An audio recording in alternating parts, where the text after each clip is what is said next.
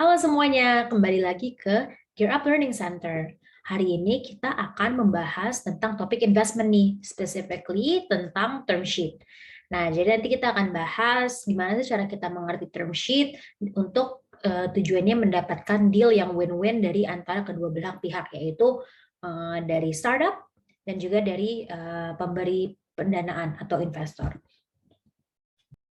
Oke, nah jadi nanti kita akan bagi diskusi ini menjadi 3 part. Yang pertama itu adalah kenapa founders harus mengerti tentang term sheet, ya kan? Nah jadi nanti kita juga bahas sebenarnya term sheet itu apa sih untuk teman-teman yang mungkin belum familiar dan kegunaannya apa untuk founder-founder, kenapa harus mengerti tentang term sheet ini. Yang kedua kita akan ngomongin tentang klausa-klausa penting ya, klausa-klausa utama yang biasanya ada di term sheet. Dan yang ketiga, tips gimana sih cara kita bisa negosiasi dengan calon investor kita supaya bisa mendapatkan klausa yang saling menguntungkan untuk kedua belah pihak. Oke, pertama, term sheet itu apa? Ya, karena term sheet itu sebagai definition adalah a non-binding written document that includes all the important terms and conditions of a deal. It also summarizes the key points of the agreement set by both parties before executing the legal agreement and starting off with due diligence. Jadi intinya setelah kita due diligence proses nih, mungkin teman-teman udah familiar ya, nanti sebelum kita mendapat investment dari satu VC atau satu investor, biasanya ada due diligence dulu, di mana itu prosesnya investor itu coba mengerti perusahaan itu apa, bisnis model seperti apa, timnya seperti apa, dan lain-lain. Kalau misalnya dari sisi due diligence saya udah oke, biasanya investor mengeluarkan namanya term sheet. Term sheet ini ada semacam dokumen yang isinya summary ya, atau ringkasan dari terms-terms penting yang akan di-include dari perjanjian legal yang nanti akan ditandatangani oleh kedua belah pihak. Gitu. Nah, ini sedikit prosesnya nih ya teman-teman, dari due diligence sampai ke deal signing. Nah, jadi setelah VC melakukan due diligence atas sebuah startup, kalau misalnya VC tersebut suka nih, ya kan, VC tersebut suka, mereka akan menerbitkan namanya term sheet. Gitu. Nah, term sheet ini nanti of course dari kedua belah pihak, apakah itu pihak startupnya atau pihak dari venture capitalnya, nanti mereka bakal mereview ulang semuanya. Kalau misalnya ada hal-hal yang mungkin harus dinegosiasi ulang, akan dinegosiasikan ulang lagi. Gitu. Kalau misalnya enggak, misalnya akhirnya enggak deh, kayak kita nggak cocok untuk investment, nanti of course no investment will happen. Tapi kalau misalnya ada kecocokan, nanti ada deal finalization, biasanya ada final due diligence, dan juga ada final terms-nya, jadi kontraknya seperti apa yang jelasnya. Karena ingat ya, term sheet itu kan cuma summary, gitu, jadi bukan kontrak yang bindingnya. Gitu. Dan kalau misalnya dari sisi deal finalization-nya sudah oke, akan signing. Begitu. Nah, mungkin teman-teman sebenarnya bingung ya, sebenarnya gunanya dari term sheet itu apa sih? Nah, jadi adalah 3 basic purpose of term sheets. Yang pertama, lay the groundwork of the agreement. Jadi to ensure semua pihak-pihak ya, semua parties yang involved di transaksi bisnis ini setuju nih terhadap klausa-klausa yang secara generalnya dulu. Of course nanti di perjanjiannya ada klausa-klausa mendetail lagi, tapi ini klausa generalnya dulu. Jadi at least secara garis besar kedua belah pihaknya udah setuju nih. Jadi nanti kira-kira strukturnya akan seperti apa begitu. Yang kedua, of course, reduce the likelihood of misunderstanding or unnecessary dispute. Again ya, kalau misalnya dari ini kan tujuannya untuk memberikan gambaran secara luas. Kalau misalnya dari secara luas aja mungkin banyak hal yang kurang disetujui atau misalnya kurang cocok, jadi mungkin bisa benerin itunya dulu ya secara garis besarnya sebelum kita masuk ke kontrak detailnya gitu. Dan kalau misalnya udah dari sisi term sheet-nya udah oke, it will reduce the likelihood of future disputes gitu. And of course, as an entrepreneur, pasti kan you are looking to build a business, ya kan, not negotiate a term sheet. Jadi ya pasti pada awalnya kita buat perusahaan ini tujuannya bukan untuk mendapatkan term sheet, ya kan, tujuannya adalah untuk grow this business. Tapi kadang-kadang when building a business, you do need to fundraise, ya kan. And when the time comes that you actually need to fundraise, you have to do it at the best condition possible. Gitu. Jadi jangan sampai nanti ke depannya as a founder kehilangan upside atau kontrol dari perusahaan tersebut. Nah, jadi penting banget nih kita mengerti term sheet ya kan, supaya kedepannya kita jelas arah perusahaan ini seperti apa dan kontrol apa yang kita punya atas perusahaan ini, jadinya tidak ada misunderstanding atau kesalahpahaman di kedepannya. Nah, ini yang penting nih, sebenarnya kenapa sih founder ini harus mengerti term sheet, ya kan? Sebenarnya ada macam-macam alasannya, tapi ini mungkin yang the main points, ya kan? Of course, you don't want to lose control over your company. Ya kan, kalau misalnya udah capek-capek nih building this company, pada akhirnya nanti karena klausa-klausa yang mungkin tidak beneficial atau tidak mendukung founder, misalnya contohnya anti dilusi yang terlalu ekstrim, ya kan, atau misalnya liquidation preference yang terlalu ekstrim, etc. Hal-hal seperti itu yang bisa membuat founder kehilangan kontrol atas perusahaannya di kedepannya. Mungkin teman-teman kalau misalnya penasaran tentang klausa-klausa tersebut secara detail, nanti kita ada training material lagi. Nanti setelah ini kita akan bahas juga sih secara general sebenarnya klausa itu artinya apa, tapi ini adalah contoh-contoh klausa-klausa yang mungkin bisa merugikan ke depannya. Gitu. Yang kedua, you don't want your startups to be disadvantaged in the long run, ya kan? When a founder atau pas Anda nanti mereview term sheet yang dipropose oleh potential investors, you should look out for some specific causes ya yang mungkin bisa mendisadvantage perusahaan di kedepannya. Contohnya terms yang terlalu harsh yang bisa bankrupt perusahaan, misalnya. Ya kan, misalnya dividen-dividen yang terlalu berat untuk perusahaan atau hal-hal interest yang terlalu berat untuk perusahaan. Soalnya mungkin juga loh ada kan namanya venture debt yang memberikan pinjaman ya bentuknya, bukan investasi aja. Jadi itu mungkin harus dilihat juga. Atau meminta stake yang terlalu besar, ya kan, asking for too large of a controlling stake, which suggests that the founder will be replaced. Ini juga penting nih. Kayak ini sebenarnya yang tadi ya, yang poin yang disebutkan sebelumnya, kehilangan kontrol atas perusahaan. Atau terms-terms yang bisa melimit fundraising ke depannya. Walaupun sebenarnya idealnya perusahaan ini bisa besar secara organik, sustainable, tapi kan tidak menutup kemungkinan kalau perusahaan harus fundraise lagi ke depannya. Ya kan, mau fundraise itu melalui debt atau melalui equity, nah itu juga bisa dikontrol oleh term sheet ini. Nah, jadi itu harus dilihat juga tuh kira-kira apa sih efek dari round pendanaan ini terhadap ability atau kemampuan perusahaan untuk fundraise di kedepannya. Atau mungkin investor-investor yang hanya mencari quick gain, ya kan, atau short and hot exit. Gitu. Jadi ekspektasinya mungkin terlalu tidak realistis terhadap timeline yang ada. Itu juga mungkin harus bisa dilihat juga oleh founder. Next, it may affect your future fundraising, ya kan, mungkin seperti yang tadi dibilang ya. Jadi misalnya ada klausa-klausa yang di term sheet tersebut yang membuat perusahaan in a bad position to receive other investment in the future. Ingat kalau misalnya semua dokumen-dokumen adalah foundation atau precedent untuk terms-terms di round yang kedepannya. Kalau di sekarang aja terms yang mungkin udah nggak favorable, kedepannya pasti investor yang kedepannya kemungkinan besar meminta terms-terms yang sama atau mungkin lebih tinggi gitu. Jadi kalau misalnya sekarang aja udah nggak favorable, apalagi kedepannya. Jadi itu harus dipikirkan juga. And good foundation make the next term sheet and financing round fast and simple, as future investors tinggal mengikuti aja tuh terms-terms yang sudah ada dijadikan di round yang sekarang gitu. And lastly, VC is more familiar with term sheet.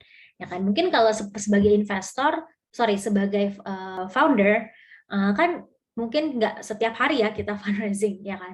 Fundraising mungkin kalau dibutuhkan aja. Nah, jadi karena memang nggak setiap hari fundraising, jadi nggak setiap hari juga tuh mendapatkan apa yang namanya term sheet. Nah, sedangkan venture capital setiap tahun, setiap minggu, setiap bulan kita di expose terhadap multiple deals all at once. Jadi pasti kemungkinan besar venture capital ini lebih familiar nih sama term sheet itu apa. Gitu. Nah, jadi please take your time as a founder to make sure you actually understand what document you're signing. Kalau misalnya ada yang kurang mengerti, feel free to ask your fellow startup founders, atau mungkin lebih baik lagi sebenarnya hanya seorang yang punya background legal ya, background hukum yang mungkin bisa lebih mengerti. Gitu. Tapi refer to other people yang mungkin jauh lebih mengerti, especially if this is your first ever fundraising yang belum punya pengalaman sebelumnya. And VC, like I said, is more familiar with the term sheet. Jadi as a founder, please take your time to make sure you understand what you're signing yourself into. Oke, nah sekarang kita akan ngomongin tentang klausa-klausa utama ya, yang biasanya ada di dalam suatu term sheet. Klausa ada macam-macam. Ingat, term sheet itu adalah perjanjian antara kedua belah pihak. Jadi sebenarnya klausa apapun itu bisa dinegosiasikan, bisa di-adjust sesuai dengan kebutuhan dari pihak-pihak tersebut. Nah, tapi hari ini kita akan bahas grup-grup klausa atau klausa-klausa inti yang biasanya muncul di dalam term sheet. Kita akan bagi jadi 4. Deal economics, investor rights and protection, governance management and control, and exits and liquidity. Oke, kita akan bahas satu-satu mulai dari yang pertama. Deal economics and clauses. Nah, jadi deal economics and clauses itu klausa-klausa yang manage tentang downside atau limit downside atau guarantee a certain return dari investor. Selain mungkin yang teman-teman familiar itu seperti valuasi, ya kan, conversion preference, option pool, dan lain-lain. Tapi ada juga terms lain yang mungkin nggak umum yang teman-teman tahu yang termasuk dalam deal economics. Contohnya itu ada liquidation preference, participating preference, dividend, dan lain-lain. Nah, jangan lupa ya kalau misalnya terms ini akan mendrive atau yang menjadi foundation dari fundraising yang selanjutnya. Begitu. Nah, ini contoh-contohnya ya dari deal economics. Mungkin teman-teman kalau mau baca lebih detailnya silakan di-pause dan dibaca lebih lanjut. Tapi intinya ini adalah beberapa klausa-klausa yang termasuk dalam kategori deal economics yang mungkin sering muncul. Total size of the round itu jumlah yang kita raise dalam round ini. Valuasi, konversi itu biasanya adalah konversi dari preference ke common shares karena biasanya untuk investor mereka request untuk mendapatnya preference shares. Nanti ada sih teman-teman kalau mau belajar lebih lanjut tentang preference shares, training material spesifik, nanti mungkin bisa explore lagi dari sisi situ. Tapi ini intinya adalah nanti harus ada konversi dari preference ke common shares. Option pool itu contohnya ESOP ya, employee stock options, itu saham yang sudah di reserve untuk employee, ya kan, employee atau management. Itu juga satu yang penting untuk dimasukkan ke dalam deal economics. Liquidation preference itu adalah jumlah minimum yang harus didapatkan oleh investor jika terjadi satu peristiwa likuidasi. Misalnya kalau misalnya ada winding down of the company, atau misalnya ada akuisisi atau merger dan lain-lain. Itu liquidation preference. Participation preference adalah hak dari preference shareholders untuk mendapatkan payout terlebih dahulu dibandingkan oleh common shareholders. Dan dividen mungkin teman-teman sudah familiar lah ya, persentase untung yang dibagikan kepada kepada investor. Nah, ini contoh-contoh dari deal economic clauses yang mungkin muncul di dalam satu term sheet atau satu convertible note agreement atau satu shareholders agreement. Oke, ini contohnya sedikit aja ya. Kalau misalnya di satu senario di mana pre-money valuation-nya perusahaan $100 juta dan 750.000, di mana di senario yang sama ini investment-nya jumlahnya sama-sama 250.000, efeknya itu terhadap post money valuation-nya itu seperti apa. Nah, ini hal yang simple sih, ya kan? Mungkin kita mikirnya, oh sama-sama dapat $250.000 gitu. Nah, kalau gitu kita nggak rugi dong. Nah, tapi ingat, pre-money valuation itu ada efeknya juga terhadap ownership. Gitu. Semakin tinggi pre-money valuation-nya, semakin tinggi ownership dari founder setelah fundraising tersebut telah tutup. Nah, jadi bisa kita lihat kalau in the case of pre-money valuation $1 juta, investor akan memiliki 20% dan founder 75%, kalau 750.000, 75-25. Gitu. Nah, jadi ini penting untuk teman-teman perhatikan karena ini akan ada efeknya terhadap kontrol dan kepemilikan dari founder startup. Nah, ini contoh yang lain ya, yang liquidation preference. Kalau misalnya liquidation preference ingat ya definisinya adalah return minimum yang harus didapatkan oleh investor saat terjadi peristiwa likuidasi dari perusahaan. Kalau misalnya contohnya nih ya, situasi di mana investor mempunyai stake 1 juta dari 8 juta post money valuation. Nah, apa yang terjadi kalau perusahaan tersebut dijual senilai $5 juta? Nah, kalau misalnya nggak ada liquidation preference, investor hanya mendapatkan berdasarkan stake yang dimiliki. Dia kan punya 1/8 ya, sekitar 12,5%. Jadi dari 5 juta, investor mendapatkan 625.000, sisanya untuk founder yang 4.300.000 sekian. Kalau misalnya 1x liquidation preference, berarti investor harus mendapatkan paling nggak 1 kali dari jumlah investment mereka. Ya kan, berarti dapatnya 1 juta. 5 kurang 1, sisanya founders dapat 4 juta.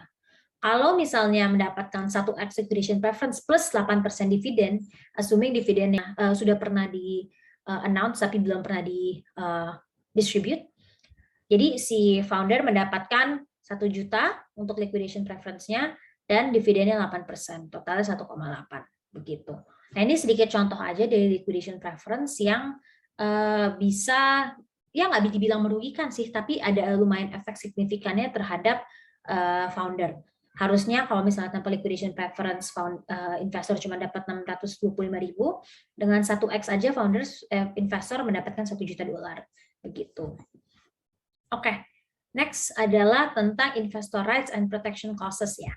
Jadi kan tadi pertama kita udah ngomongin tentang deal economics nih. Ini grup clause yang kedua tentang investor rights and protection clauses. Ini membicarakan tentang hak-hak dari investor untuk menjaga investment mereka, begitu. Nanti ada beberapa contoh yang mungkin yang paling terkenal teman-teman pernah dengar, anti dilusi.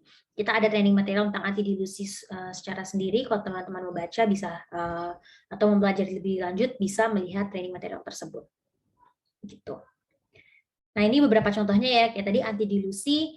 Anti dilusi itu adalah klausa yang gunanya untuk menjaga kepentingan investor jika terjadi down round dari suatu perusahaan. Jadi anti dilusi itu hanya tertrigger jika ada down round ya. Down round itu artinya valuasinya turun dari valuasi yang disetujui oleh investor tersebut. Preemptive atau pro rata rights memberikan hak untuk investor untuk maintain level ownership-nya mereka kalau misalnya ada fundraising round yang baru. Gitu. Kalau misalnya perusahaan mau contohnya issue shares baru. Kalau misalnya perusahaan issue shares baru, pasti kan kepemilikan dari investor tersebut menurun ya. Nah, jadi perusahaan punya kewajiban untuk menawarkan share-shares yang baru itu dijual kepada investor yang sudah ada sebelum dijual ke pihak luar. Rights of first refusal itu mirip dengan preemptive, tapi yang buat berbeda adalah ini yang saham yang dijual adalah saham-saham yang sudah ada. Jika kalau misalnya ada investor lain yang mau menjual sahamnya ke pihak luar, sebelum dijual ke pihak luar biasanya dijual dulu, harus ditawarkan kepada investor yang sudah ada, gitu. No shop clause untuk ini biasanya di term sheet untuk prevent perusahaan untuk mendapatkan term sheet atau mendapatkan tawaran investasi dari pihak-pihak lain selama term sheet tersebut masih valid ya, begitu. Nah, ini kita ngomongin tentang anti dilusi sedikit deh ya. Nah, jadi anti dilusi itu secara umum ada 3 tipe. Ada no anti-dilution of course, jadi tidak ada proteksi sama sekali, broad-based weighted average, dan full ratchet. Nah, biasanya anti dilusi ini ditulis gunanya untuk investor. Jadi untuk menjaga investor nih, bukan untuk menjaga founder. Kalau misalnya ada terjadi down round atau penurunan dari valuasi dari perusahaan tersebut. Ini contohnya ya, pas ada satu perusahaan pas Series A post money mereka 1 juta dolar. Tapi pas Series B valuasi mereka turun jadi 450.000. Jadi turun banyak gitu. Dan mereka mendapatkan investment 450.000. Jadi post money-nya jadi 900.000. Turun dari 1 juta menjadi 900.000. Begitu. Nah, jadi di situasi tersebut ya, di mana valuasinya turun dari 1 juta dolar ke 900.000 post money.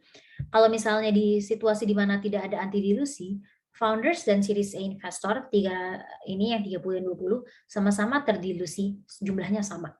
Tapi kalau misalnya ada broad-based weighted average, anti-dilution protection terhadap Series A, nah Series A tetap terjaga nih kepemilikannya, walaupun ada sedikit terdilusi, tapi yang lebih banyak terdilusi foundersnya, harusnya 30 jadi 26. Kalau full ratchet ini yang paling menjaga investor. Nah, benar-benar yang Series A ini harus terjaga value-nya dalam perusahaan, dan founders inilah yang nanti terdilusi secara banyak gitu.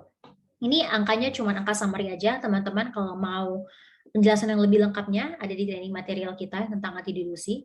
Tapi ini contoh proteksi yang biasanya ada di satu term sheet untuk menjaga kepentingan dari investor tersebut. Gitu.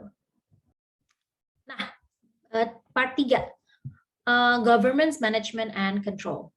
Nah, jadi ini adalah membicarakan tentang kontrol dari perusahaan. Jadi siapa aja yang punya hak kontrol dalam perusahaan.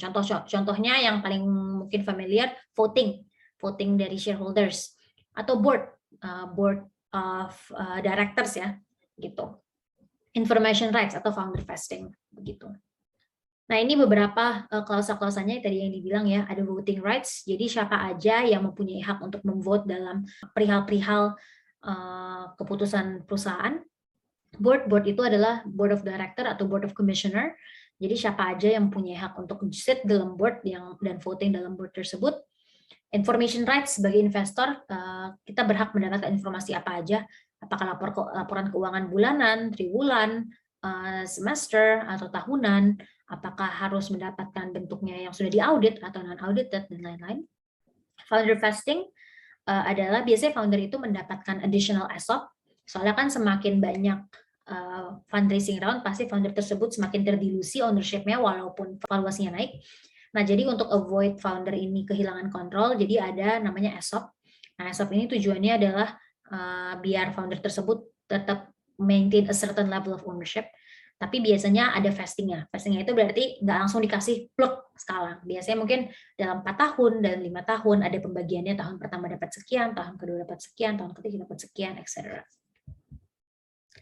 Oke, klausa yang keempat adalah tentang exit dan liquidity clauses. Ini adalah membicarakan tentang hak-hak dari investor. Kalau misalnya ada terjadi peristiwa-peristiwa likuiditas, mereka itu mendapatkan hak apa saja. Begitu. Jadi ini tujuannya lebih untuk menjaga, jadi make sure kalau investor tersebut mendapatkan some sort of protection during liquidation event. Contohnya ada drag along, tag along redemption rights, ini yang paling umum.